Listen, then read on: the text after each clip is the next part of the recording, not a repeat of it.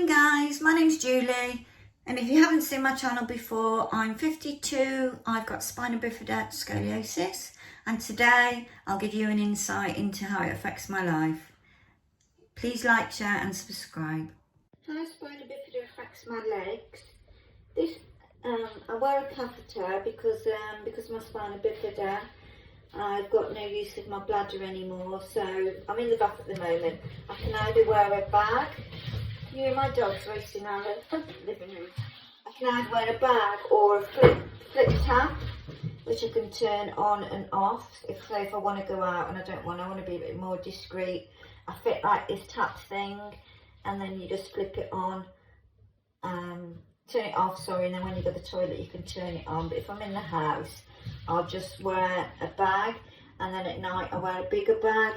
Every 12 weeks I get all of this tubing changed. Because I'm only 52, I'm going to have the catheter that comes out of your stomach, so it'll get rid of all, these excess wires. As you can see on my left leg, I've got no knee. This leg is completely fused straight. It can't bend at all. The ankle doesn't move, the knee doesn't move.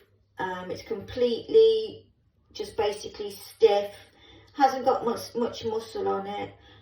It's a good, I'd say 2 inches shorter than my right leg.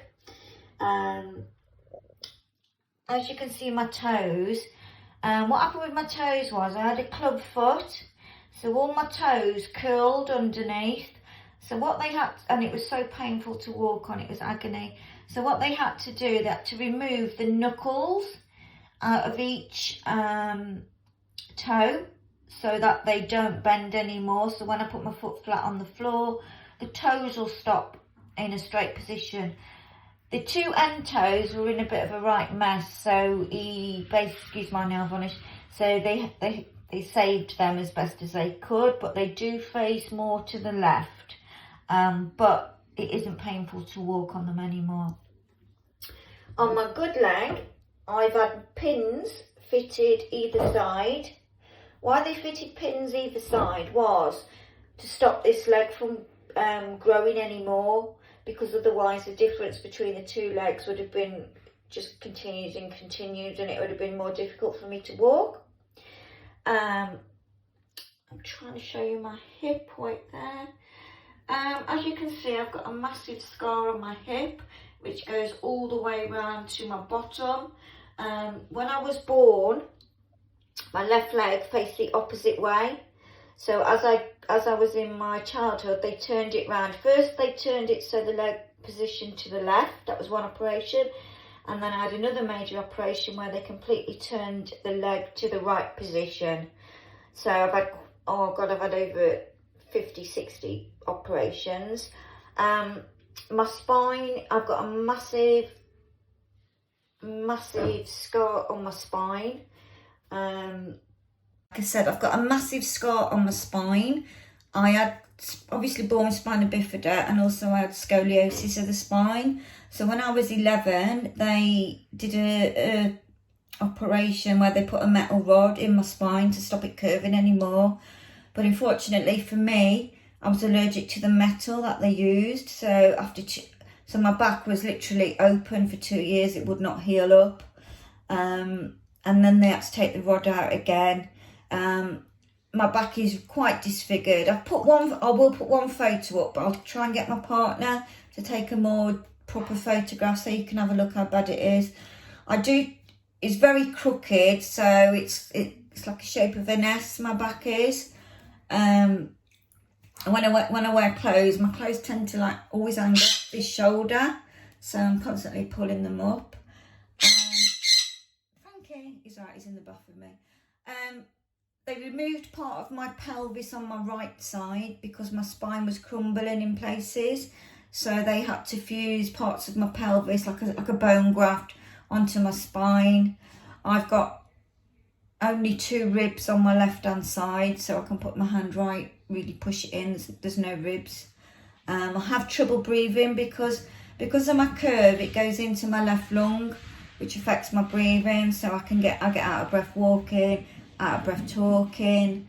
I tire very easily. So the main concerns what I'm really dealing with, my pain's under control. I wear a painkiller patch, which is Butron's patch. It's quite a high dose, so I wear that, change that every 3 days. I also take gabapentin, which is, I didn't trump then, it was my foot rubbing on the bath. I do take gabapentin, which is a drug for epilepsy, that's the right word.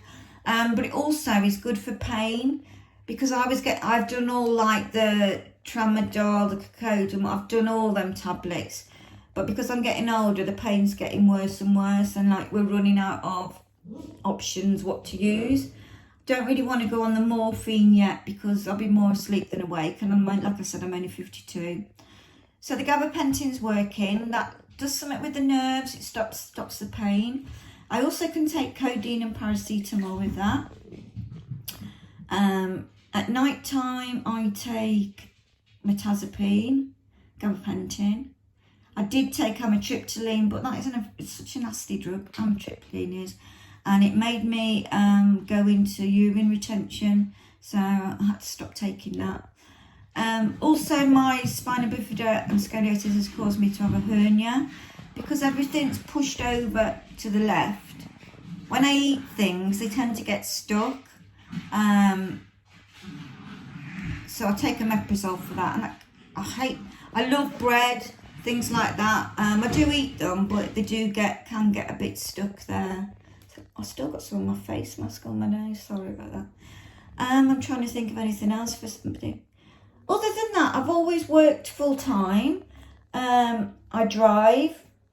I'm independent. I've had 2 healthy, normal children who are adults now, and I've got grandkids. So it hasn't really stopped me doing anything.